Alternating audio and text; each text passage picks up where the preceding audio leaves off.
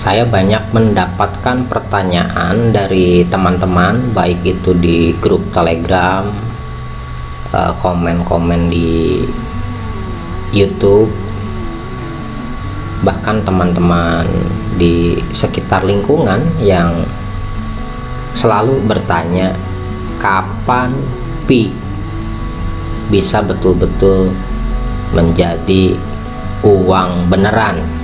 Karena saat ini kebanyakan saya lihat YouTube yang membahas, atau YouTuber yang membahas tentang Pi atau Pi itu lebih ke akibat. Jadi mereka nih mempersiapkan kalau Pi nanti jadi koin, mau beli rumah, mau beli mobil, membuat satu komunitas Pi Network yang sebetulnya kegiatan mereka ini tidak akan mempercepat terjadinya proses Pi menjadi uang beneran. Jadi untuk ini Anda semua teman-teman harus paham dulu apa itu blockchain, karena Pi itu belum menjadi mata uang kripto yang berada dalam infrastruktur blockchain, belum. Itu masih testnet. Nah, kenapa Pi begitu lama menjadi blockchain, sedangkan sebetulnya saat ini untuk initial coin offering itu demikian mudah. Ada banyak PooCoin, ada banyak seed coin. PooCoin itu Poo itu kotorannya, seed itu kotoran manusia. Jadi koin-koin yang tidak berharga, koin-koin yang tidak berharga saja bisa jadi uang. Nah, kenapa Pi demikian lama menjadi uang, harus memakan waktu bertahun-tahun? Nah, Pi itu adalah sebuah gagasan besar. Untuk memahaminya, supaya ketika Pi ini menjadi uang, Anda tahu arahnya kemana, dan ketika tidak menjadi uang pun Anda tidak kecewa, karena sudah paham bahwa di balik Pi ini ada cita-cita yang mulia, ada cita-cita yang besar. Maka pada video kali ini saya akan sedikit menjelaskan pemahaman yang saya ketahui, yaitu tentang katalisator blockchain untuk perubahan dalam berbagai sektor tentunya, bukan hanya keuangan tetapi juga kepada mata rantai pasokan, bahkan sampai nanti ke depannya dalam dunia politik juga. Penghitungan suara kalau menggunakan teknologi blockchain ini akan lebih sulit dimanipulasi. Demikian juga rantai pasokan, sehingga tidak ada kartel-kartel yang bisa memonopoli. Namun, akankah seindah itu? Ide awal blockchain adalah gagasan tentang sistem perangkat lunak baru yang mendukung bentuk penyimpanan catatan bersama yang didorong oleh konsensus. Dan terobosan ini telah memiliki efek mendalam, mendorong investasi yang cepat dan substansial dalam apa yang sekarang biasa disebut teknologi blockchain. Nah, di sini jelas bahwa ide awal blockchain ini adalah keterbukaan. Jadi diharapkan ada satu perangkat lunak yang bisa mendukung penyimpanan catatan bersama seperti ledger. Ledger ini di dunia akuntansi, di dunia akuntansi, orang sudah paham bahwa catatan-catatan keuangan itu disimpan dalam buku besar, dan buku besar ini bisa diakses oleh semua orang. namun tetap ada konsensus di situ. Jadi tidak sembarangan data boleh masuk di situ. Nah, awalnya idenya seperti itu. Laporan Jenewa terbaru tentang ekonomi dunia yang menilai bukti yang tersedia dan kemungkinan dampak teknologi ini di berbagai aplikasi dan mengeksplorasi kasus penggunaan potensial untuk sektor keuangan dan cara-cara di mana organisasi kegiatan ini dapat berubah seiring waktu. Jadi menurut para ahli ekonomi, ada banyak bukti yang tersedia dan kemungkinan dampak teknologi jika gagasan itu berhasil diaplikasikan, maka akan ada potensi yang sangat besar untuk digunakan dalam sektor keuangan. Tidak mungkin ada rilis yang lebih tepat waktu. Jadi Satoshi Nakamoto mengeluarkan 9 halaman white paper yang berjudul Bitcoin Sistem Uang Elektronik Peer-to-Peer. Itu dikeluarkan tepat waktu karena mendarat pada tanggal 31 Oktober 2008 setelah runtuhnya Lehman Brothers dan dengan krisis keuangan global dengan kekuatan penuh. Namun pada saat itu white paper Satoshi kurang lebih tidak diperhatikan di kalangan keuangan arus utama, karena pada saat itu disibukkan dengan upaya-upaya yang fokus pada mencegah sistem yang ada dari keruntuhan. Jadi boro-boro memikirkan ide gagasan baru gitu. Yang penting menyelamatkan dulu sistem yang ada itu sudah berada di ujung tanduk keruntuhan, krisis keuangan global. Nah, sekarang 1 dekade kemudian jelas bahwa kontribusi Satoshi terhadap keuangan harus ditanggapi dengan serius. Sistem perangkat lunak baru yang mendukung bentuk penyimpanan catatan bersama atau ledger yang didukung oleh konsensus memungkinkan transfer nilai digital secara terdesentralisasi. Bagi yang tidak paham ledger, saya akan buatkan nanti khusus video tentang ledger. Jadi ledger ini singkatnya seperti arus uang keluar masuk dari siapa lari kemana, siapa yang memiliki pertama, kemudian pindah ke siapa, dan itu catatannya lengkap dalam buku besar. Nah, adapun sentralisasi pada saat ini sistem transaksi itu baik perbankan ataupun e-commerce itu semuanya sistemnya tersentralisasi, jadi terpusat pada satu otoritas atau mediator yang terpercaya. Nah, saran dari Satoshi, maka sistem itu dibuat terdesentralisasi. Satoshi Nakamoto adalah nama samaran dan identitas penulis atau penulis white paper itu masih belum jelas. Orang umumnya menyebut kontribusi ini dengan nama depan fiktif atau pseudonym.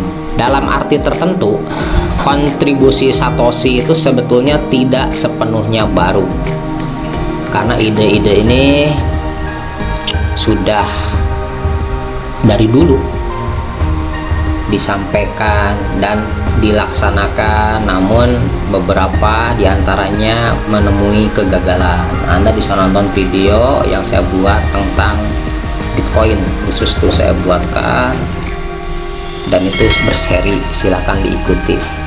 Jadi idenya bukan ide baru. Jadi yang disampaikan oleh Satoshi itu adalah masalah konsensus terdistribusi yang diajukan oleh Satoshi untuk dipecahkan, yang meskipun sudah dikenal jauh sebelum diekspos lagi oleh Satoshi.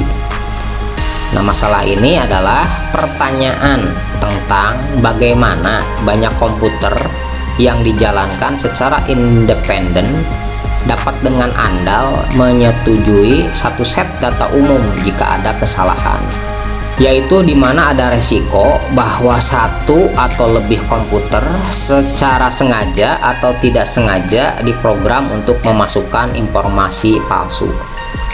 Sejauh ini manusia tidak mau memikirkan hal ini karena semua sudah tercover oleh korporat, perusahaan-perusahaan besar, dan otoritas dengan adanya perbankan, sistem pemerintahan. Namun sistem perbankan yang tidak transparan dan sudah tidak adanya backing emas membuat beberapa orang yang memiliki pandangan tajam merasa harus ada alternatif selain perbankan. Ini ide awalnya. Sistem keuangan konvensional adalah sistem server terpusat. Semua pelaku transaksi keuangan terikat pada satu pusat server induk. Untuk memecah sistem terpusat, maka harus dipecah dari sentralisasi menjadi desentralisasi. Siapapun bisa jadi server dan mengawasi server tersebut. Siapapun bisa memvalidasi satu transaksi atau konsensus. Namun kenyataannya ternyata tetap tidak semua orang. Karena menangani ratusan transaksi setiap hari perlu kecepatan. Maka validator tetap harus ada effort, perangkat yang canggih, dan sumber daya listrik yang mahal. Nah, tentunya ini tidak bisa diakses oleh semua orang. Modal ratusan juta tidak semua orang punya. Dalam arti lain, Bitcoin adalah terobosan besar karena peserta yang berpartisipasi sebagai validator diberi insentif untuk memilih dan memvalidasi transaksi yang dilakukan dalam mata uang aslinya, yaitu Bitcoin. Jadi biaya-biaya tadi akan tercover oleh insentif ini. Melalui proses itu, peserta yang nantinya dikenal sebagai miner atau penambang dapat menyetujui riwayat transaksi yang terus diperbaharui tanpa perlu mempercayai perantara pihak ketiga. Pengguna mengontrol Bitcoin mereka melalui sistem tanda tangan digital yang dengannya mereka menunjukkan persetujuan untuk mentransfer koin. Tanda tangan ini bersifat publik, tidak dapat dipalsukan, dan dapat diverifikasi oleh siapa saja. Penting bahwa hanya ada satu versi buku besar transaksi, karena untuk memverifikasi pembayaran, peserta melihat buku besar untuk memvalidasi bahwa sejumlah Bitcoin memang telah ditransfer. Jika ada riwayat buku besar yang berbeda, pengguna jahat mungkin dapat menggandakan pembelanjaan, yaitu mentransfer satu Bitcoin lebih dari sekali sebagai dua pembayaran.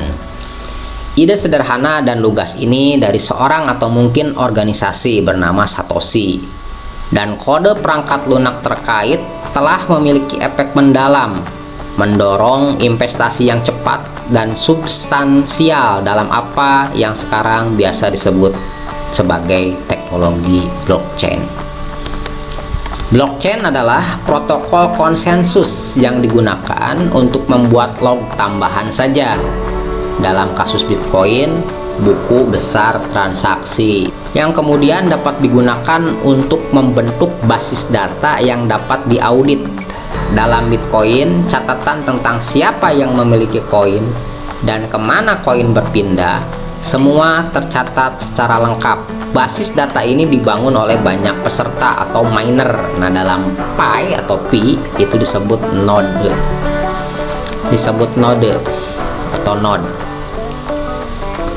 Yang mungkin dasar awalnya tidak percaya telah terjadinya transaksi, maka perlu dibuktikan kebenarannya dengan validasi dan diamankan menggunakan kriptografi sehingga setiap entry dapat diaudit dan diverifikasi.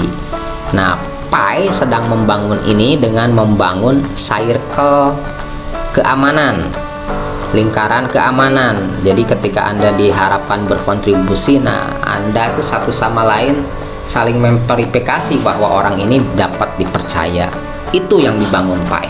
Hasilnya adalah catatan transaksi umum berbasis konsensus yang diperbaharui secara real time dengan aplikasi potensial yang luas, termasuk untuk pertukaran nilai dan data non-mata uang.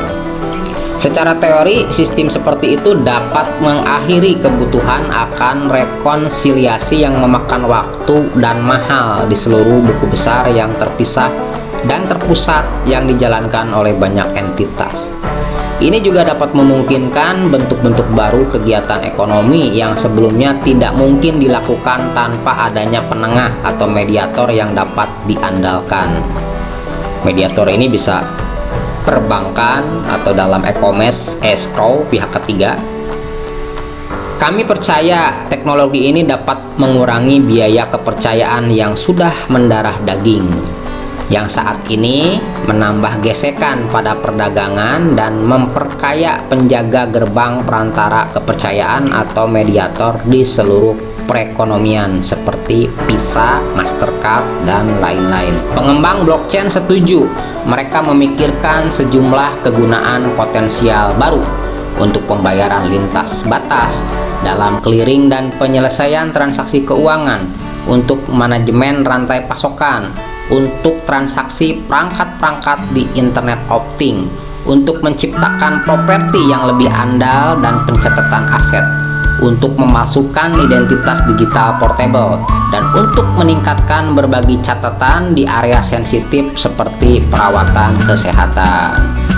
Bisa dipakai untuk catatan yang terkena COVID, catatan yang sudah divaksinasi.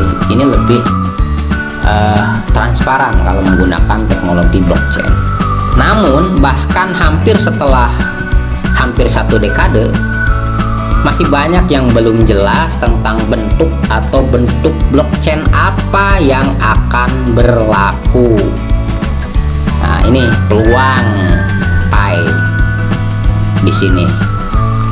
Di ujung desentralisasi sudah ada sistem yang berfungsi seperti Bitcoin dan Ethereum yang tidak memiliki izin. Artinya tidak ada batasan siapa yang dapat bergabung dengan sistem dan berpartisipasi dalam pembuatan buku besar. Saat ini sistem terbuka ini dibatasi kapasitasnya untuk diukur oleh berbagai kendala teknis.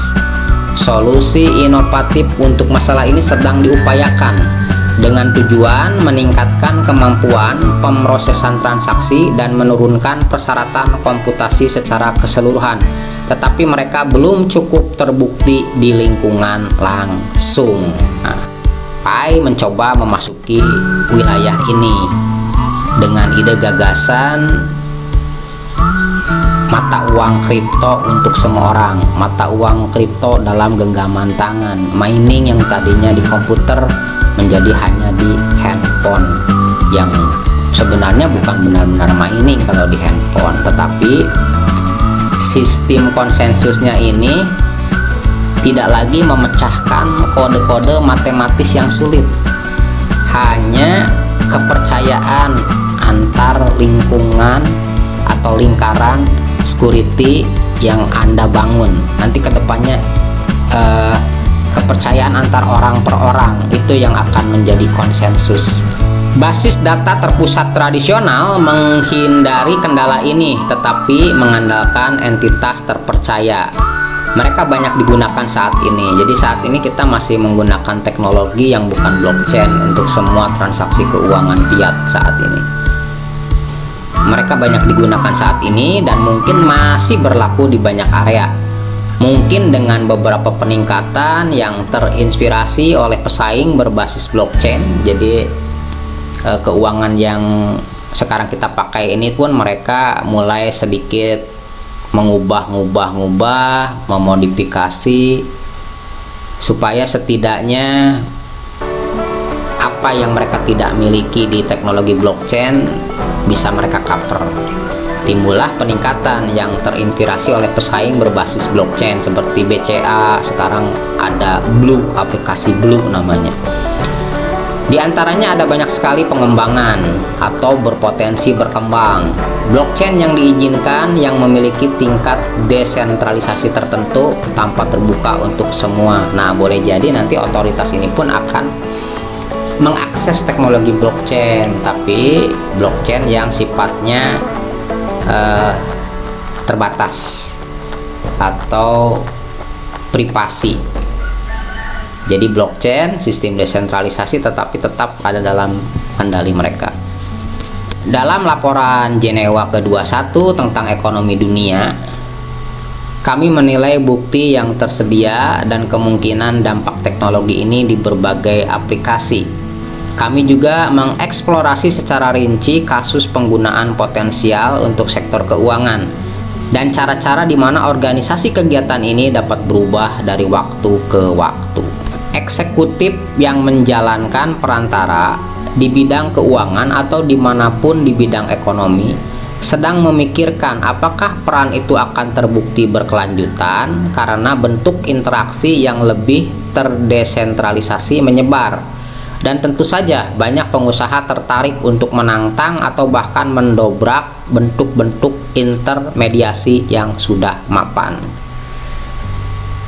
Investor tertarik pada peluang, dan untuk alasan yang jelas, munculnya raksasa internet seperti Google, Facebook, dan Amazon menunjukkan bahwa penyebaran teknologi digital dapat dengan cepat menciptakan kekayaan baru.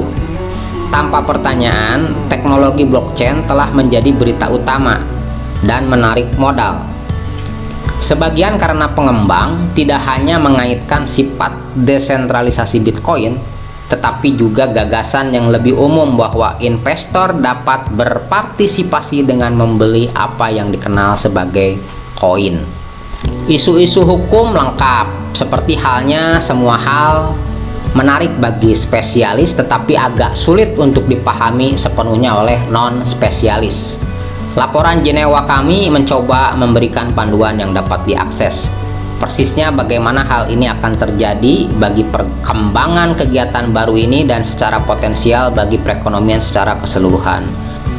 Lebih dari 3.000 penawaran koin awal atau ICO, Initial Coin Offering, telah diterbitkan hingga saat ini dengan modal kumulatif yang dikumpulkan mendekati 20 miliar.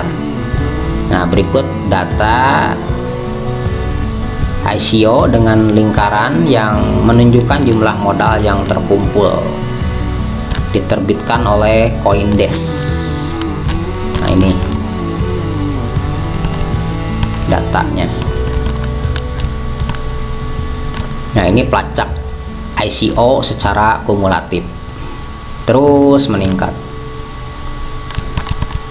Nah, pada saat penulisan, total pasar aset kripto bernilai sekitar 250 miliar US dollar, dengan 57% dari nilai tersebut dalam token selain Bitcoin. Berarti sisanya adalah Bitcoin yang memegang market kapitalisasi terbesar.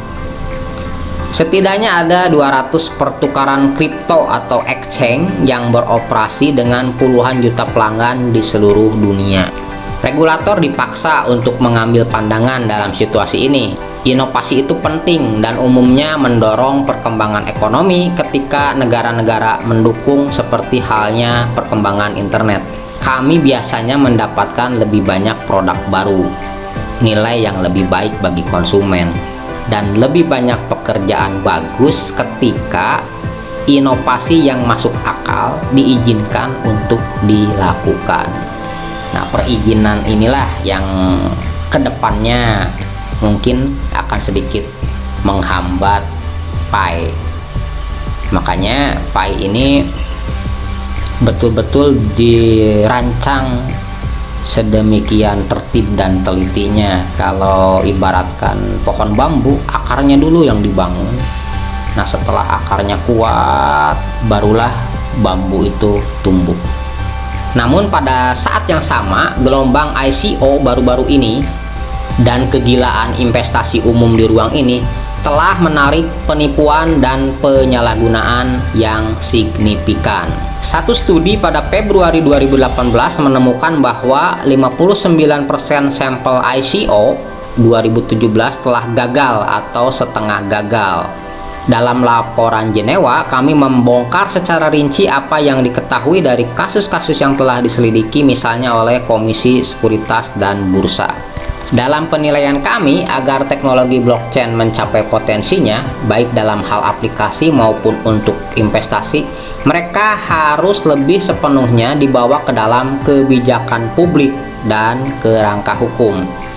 Aturan jalan yang jelas hari ini akan memungkinkan perusahaan, baik pemain lama maupun baru, untuk lebih mengeksplorasi investasi dalam aset kripto, aplikasi token, atau teknologi blockchain lainnya.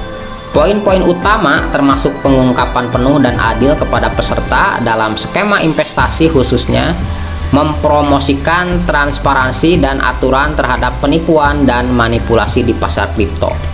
Jadi Nicola Kokkalis ini, atau founder dari Pi Network, sebenarnya kalau niatnya buruk hanya untuk kekayaan sesaat, mudah saja bagi dia untuk ICO Pi Network. Dia dapat kekayaan yang banyak, Pi dilistingkan, kemudian dia mendapatkan uang yang banyak, habis itu Pi-nya dibanting, maka banyak investor yang kehilangan uang, pedagang yang kehilangan uang, dan beliau sebagai pendiri Pi Network akan memperoleh pundi-pundi kekayaan dari hal itu. Nah, itu bisa dilakukan. Namun Pi ini bukanlah satu gagasan yang remeh-temeh hanya sekedar untuk mengeruk kekayaan dari dunia kripto. Ini adalah sebuah gagasan besar yang menginginkan kripto untuk semua orang. Ada juga kesepakatan luas bahwa pasar dan teknologi baru ini tidak boleh dibiarkan merusak stabilitas keuangan. Sumbernya Dewan Stabilitas Keuangan 2018. Bank Sentral dan Kementerian Keuangan saat ini sedang mendiskusikan seberapa besar risiko cryptocurrency, aset kripto lainnya, dan aplikasi blockchain yang mungkin ditimbulkan di ranah itu. Juga perlu ada perlindungan yang tepat terhadap kegiatan terlarang, termasuk pencucian uang dan keuangan terorisme dan penghindaran pajak. Nah, makanya Pi sempat diprotes karena masa kripto ada KYC gitu. Nah, ini tujuannya ini adalah untuk perlindungan terhadap kegiatan terlarang, money laundry, pencucian uang, keuangan terorisme, dan penghindaran pajak. Maka kalau saya sih melihat bahwa Pi ini akan lebih mudah diterima secara legalitas dan hukum oleh otoritas yang sekarang sedang memegang kekuasaan. Pelaku pasar, investor publik, pengusaha, pengembang teknologi, regulator, dan pemimpin politik semuanya harus berperan. Secara khusus, organisasi yang melakukan penjualan token melalui ICO dan operator pertukaran kripto sekarang harus berusaha untuk mematuhi hukum semaksimal mungkin. Kami berharap akan ada gerakan ke arah ini, karena kripto ini rawan sekali dengan scam dan penipuan. Masih terlalu dini untuk memperkirakan secara tepat dampak teknologi blockchain, atau bahkan apakah perubahan akan datang melalui penciptaan struktur yang sama sekali baru atau karena perantara yang ada dipaksa untuk berinovasi. Bagaimanapun, teknologi blockchain memiliki potensi nyata sebagai katalis untuk perubahan di dunia keuangan dan lebih luas lagi. Jadi teman-teman, saya tekankan bahwa Pi ini adalah sebuah gagasan besar yang akan menjawab apa-apa yang tadi sudah disampaikan tentang teknologi blockchain yang pada saat ini sebetulnya masih belum sempurna. Jadi langkah apa yang dilakukan oleh founder Pi itu adalah langkah yang sangat luar biasa, dan nanti berhasil atau tidaknya, setidaknya beliau ini sudah right on the track, sudah ada dalam jalur yang benar. Nah, adapun nanti dalam pelaksanaannya ternyata bisa diterima dan betul-betul akan menjadi koin kripto, maka itu akan menjadi koin kripto dengan fundamental yang sangat kuat. Namun jika pun gagal, saya pribadi saya tidak akan merasa kecewa, karena niat awal gagasan yang ada di balik Pi Network adalah gagasan yang menurut saya ini adalah gagasan besar. Gagasan besar dari seorang Nicholas Kokalis yang sebenarnya beliau bisa saja tidak harus berlama-lama membangun proyek ini. Sekarang aja orang yang level-level pendidikannya di bawah beliau itu bisa dengan mudah untuk ICO koin, kemudian habis itu koinnya diterbangkan, banyak yang beli, kemudian dibanting dan koinnya tidak bergerak lagi dan ownernya itu hilang begitu saja. Dan rata-rata proyek-proyek kripto ini founder-foundernya anonim, kecuali beberapa ya seperti Ethereum atau ada, dan beberapa koin yang foundernya bisa kita kenal dengan jelas. Dan seorang Nicholas Kokalis tidak mungkin mau mengorbankan reputasinya hanya untuk mengeruk pundi-pundi kekayaan, yang untuk mengeruk pundi-pundi kekayaan itu beliau tidak harus melewati proses yang panjang seperti apa yang dilakukan beliau dalam membangun Pi Network. Jadi tetap optimis,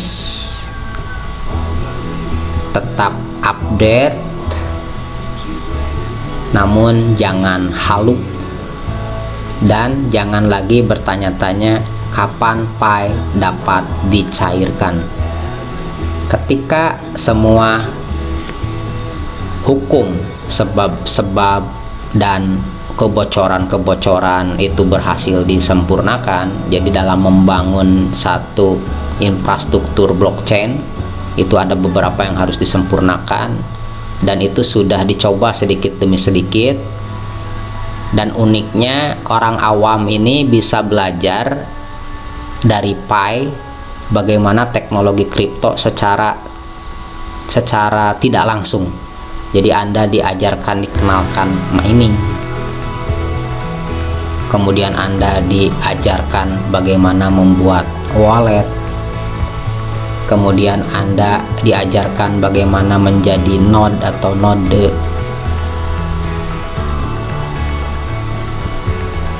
kemudian nanti kalau sudah dianggap sempurna dan supportnya kuat, nanti Anda akan dikenalkan dengan mainnet, bagaimana ketika Pi ini